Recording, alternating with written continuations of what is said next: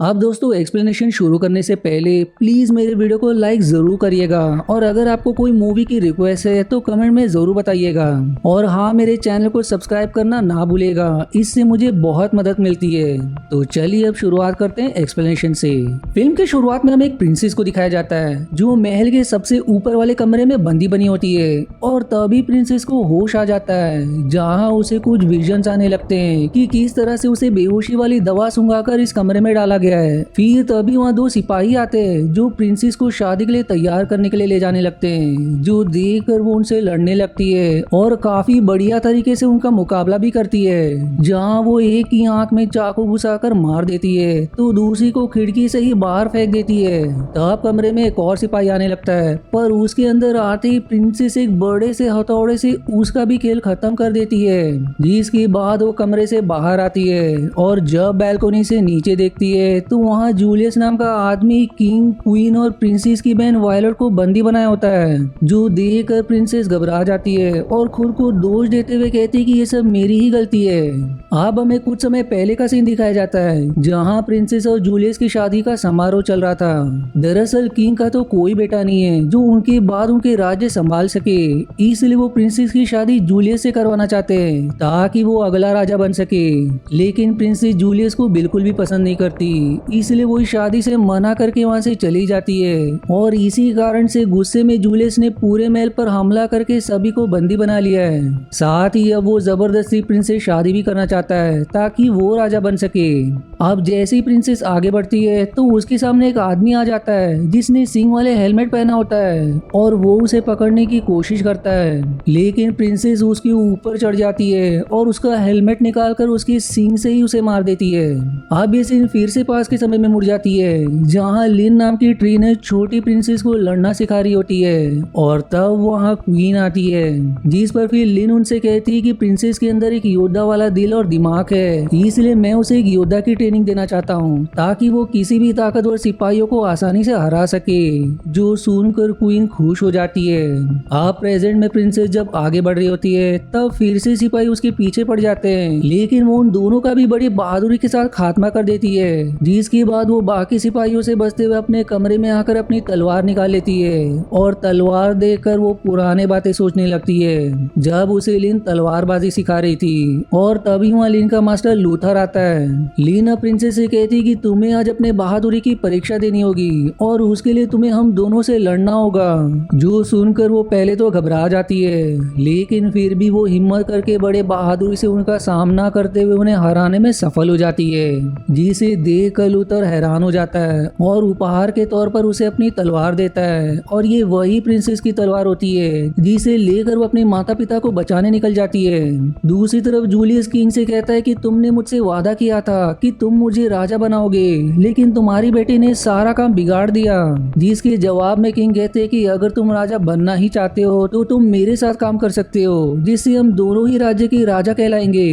पर इस पर जूलियस कहता है कि मैं अपनी चीज किसी के साथ नहीं बांटता। इधर प्रिंसेस के सामने पूरी तरह से आम सिपाही आकर उस पर हमला कर देता है और प्रिंसेस भी उस पर पलटवार करती है, लेकिन लोहे का कवच होने के कारण वो उसका कुछ बिगाड़ नहीं पाती, इसलिए वो चालाकी से उसके ऊपर तेल गिराकर उसमें आग लगा देती है, जिससे वो सिपाही जलते हुए ऊपर से सीधे जूलियस के सामने आ गिरता है। जो देखकर वो गुस्से में सेनापति से कहता है कि तुमने तो कहा था कि प्रिंसेस अपने कमरे में बेहोश है, तो आखिर ये किसने किया? अगर वो कमरे में नहीं है तो मैं तुम्हें जिंदा नहीं छोड़ूंगा। जो इतना कहकर वहाँ से चला जाता है। इधर प्रिंसेस काल कोठरी की तरफ बढ़ रही होती है जहाँ किंग और बाकी को बंदी बनाकर रखा गया है, पर तभी उसके सामने कई सारे सिपाही आने लगते हैं, इसलिए वो अपने हार की मोतियों को जमीन पर गिरा देती है, जिससे सारे सिपाही उन मोतियों के कारण फिसल जाते हैं। जिसका फायदा उठाकर प्रिंसेस उन सिपाहियों के ऊपर चढ़कर वहाँ से भागने लगती है, लेकिन तभी सिपाही फिर से उसे घेर लेते हैं, जिनके बीच में वो बुरी तरह से फंस जाती है। इसलिए अब कोई चारा ना होने पर वो अपनी जान की परवाह ना करते हुए एक सिपाही को पकड़कर उसके साथ नीचे कूद जाती है, जिससे वो सिपाही तो मारा जाता है, लेकिन भाग्य से प्रिंसेस बच जाती है। पर तब वहाँ एक और सिपाही आ जाता है और साथ ही कुछ और सिपाही भी आने लगते हैं, इसलिए वो उससे बचते हुए खिड़की के बाहर एक पर्दे की मदद से लटक जाती है और बड़ी मशक्कत के बाद उस पर्दे की मदद से दूसरे कमरे में आने में सफल हो जाती है। अब प्रिंसेस उस कमरे में आकर अपने घाव पर कपड़ा लगाते हुए उस समय को याद करने लगती है। जब राजा ने उससे कहा था कि हमारा कोई बेटा नहीं है जो मेरे बाद इस राज्य को संभाल सके, इसलिए मैं तुम्हारी शादी जूलियस से करवाना चाहता हूँ ताकि वो अगला राजा बने। जिस पर प्रिंसेस कहती कि मैं लड़की हूँ तो क्या हुआ, मैं भी लड़के की तरह एक योद्धा हूँ, आप मेरी ताकत को आजमा सकते हो, इसलिए मैं किसी से भी लड़ने के लिए तैयार हूँ। लेकिन राजा कहते कि मैंने तो तुम्हें समझदार समझा था, पर तुम बेवकूफ हो, तुम जिम्मेदारी नहीं समझ रही हो, अगर समझती तो खुद खुशी से जूलियस से शादी कर लेती।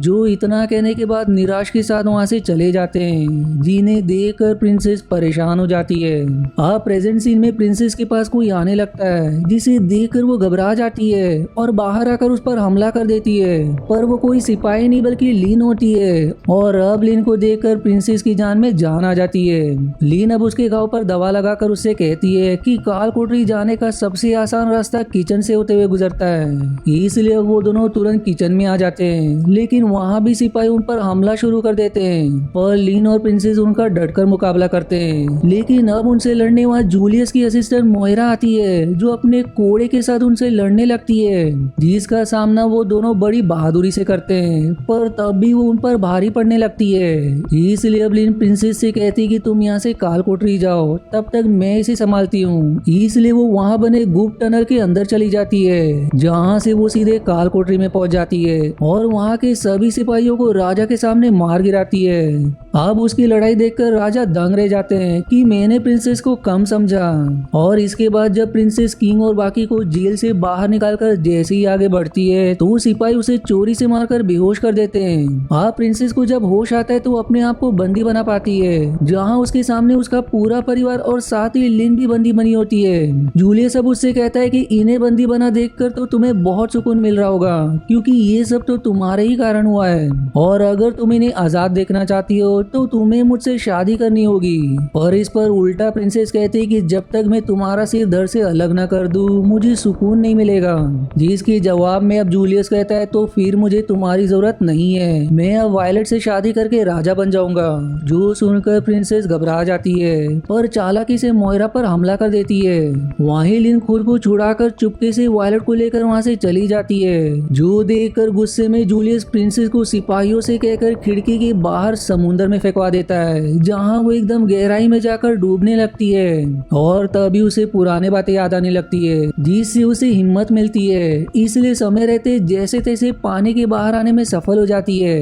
अब जैसे ही प्रिंसेस महल में आती है तो उसके पीछे एक सिपाही पड़ जाता है, लेकिन उसके ऊपर वायलेट और इन कवच पहने हुए मैनेक्विन को गिरा देते हैं, जिससे वो वहीं मारा जाता है। और उन्हें जिंदा देखकर प्रिंसेस एकदम खुश हो जाती है, जिसके बाद वो तुरंत सभी हथियारों वाले कक्ष में आती है, जहां से हथियार और कवच पहनने के बाद अब वो सिपाहियों से लड़ने के लिए एकदम तैयार हो जाती है। पर जाने से पहले प्रिंसेस वायलेट से कहती कि तुम एक जगह छिप जाना, किसी के सामने मत आना, जिस पर वो हाँ में जवाब देती है। वहीं दूसरी तरफ जूलियस ने चर्च में एक पदरी को बुलाया होता है ताकि जबरदस्ती वायलेट से शादी कर सके।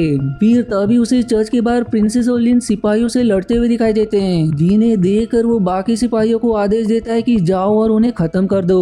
इसलिए अब सारे सिपाही लिन और प्रिंसेस से लड़ने जाते हैं, पर वो दोनों सभी का बहादुरी से सामना करते हैं। वहीं वायलेट चुपके से लूथर के पास आकर उसे आजाद कर देती है, पर तब जूलियस वायलेट को पकड़ लेता है, जिसे देखकर प्रिंसेस एकदम घबरा जाती है। और फिर जूलियस पदरी से कहकर वायलेट से शादी करवाने को कहता है, पर तभी वहाँ लिन आकर शादी को रुकवा देती है और सिपाहियों पर टूट पड़ती है। इधर लूथर भी सिपाहियों से लड़ने लगता है। वहीं सिपाहियों को रास्ते से हटाते हुए जैसे ही प्रिंसेस अंदर आने वाली होती है, उसके सामने मोइरा आकर उसे लड़ना शुरू कर देती है। इधर प्रिंसेस मोइरा से लड़ रही होती है तो वहाँ चर्च में लिन और लूथर बाकी सिपाहियों से लड़ रहे होते हैं। लेकिन जब किंग वायलेट को जूलियस से बचाने जाते हैं तो वो उन पर तलवार से हमला कर देता है, जिससे वो घायल हो जाते हैं। तब उन्हें बचाने लिन वहाँ आती है, जो जूलियस को ताना मारती है कि तुम्हारे पास प्रिंसेस की तलवार है जो तुम पर सूट नहीं करती। जो इतना कहकर वो उससे लड़ना शुरू कर देती है, और तभी सिपाही भी आकर उसे घेर लेते हैं, इसलिए वो उनसे भी बहादुरी से लड़ने लगती है। इधर मोइरा और प्रिंसेस में भी घमासान लड़ाई हो रही होती है, लेकिन अंत में प्रिंसेस मोइरा को उसके ही कोड़े से फांसी लगाकर मार देती है। वहीं लिन जब सिपाहियों से लड़ रही होती है तब जूलियस उसके अंदर तलवार घुसा देता है, जिसे देखकर प्रिंसेस एकदम उदास हो जाती है। तब लूथर लिन को लेकर वहां से चला जाता है और अब प्रिंसेस को उदास देखकर किंग उससे कहते कि तुम्हें इस राज्य को गलत हाथों में जाने से रोकना होगा, जिससे उसमें हिम्मत आती है। इसलिए वो पूरी हिम्मत के साथ उससे लड़ने के लिए खड़ी हो जाती है। लेकिन जूलियस उस पर भारी पड़ जाता है और उसे सारे लोगों के सामने धाराशायी करके लोगों को ताना मारता है कि यही आपकी प्रिंसेस है जो अगली रानी बनना चाहती थी, पर देखो अब वो मेरे सामने झुकी है। इसलिए लड़कियों को इतने ऊंचे सपने नहीं देखना चाहिए, वो कभी लड़कों का मुकाबला नहीं कर सकती। राज्य का वारिस सिर्फ आदमी बन सकता है, एक औरत कभी नहीं। पर अब बातों बातों में जैसे ही कुछ पल के लिए उसका ध्यान भटक जाता है, प्रिंसेस बड़ी ही फुर्ती के साथ उसका सिर धड़ से अलग कर देती है, जिसे देखकर राजा और सभी प्रजा खुश हो जाते हैं। इसलिए अब राजा प्रिंसेस के पास आकर कहते हैं कि आज मुझे मेरा बेटा मिल गया, इसलिए अब मैं सभी के सामने बड़ी शान से कहता हूँ कि तुम मेरे राज्य संभालने के योग्य हो। जो सुनकर प्रिंसेस एकदम प्रसन्न हो जाती है और तभी वहाँ लूथर लिन को लेकर आता है, जो भाग्य से बच गई होती है, जिसे जिंदा देखकर प्रिंसेस और खुश हो जाती है। और फिर इसी हैप्पी एंडिंग के साथ ये मूवी यहीं समाप्त हो जाती है। आशा है आपको मेरी एक्सप्लेनेशन पसंद आई। यदि हाँ तो प्लीज वीडियो को लाइक करना और चैनल को सब्सक्राइब करके सपोर्ट करना ना भूलें। मिलते हैं अगले एक्सप्लेनेशन वीडियो में, तब तक के लिए धन्यवाद दोस्तों।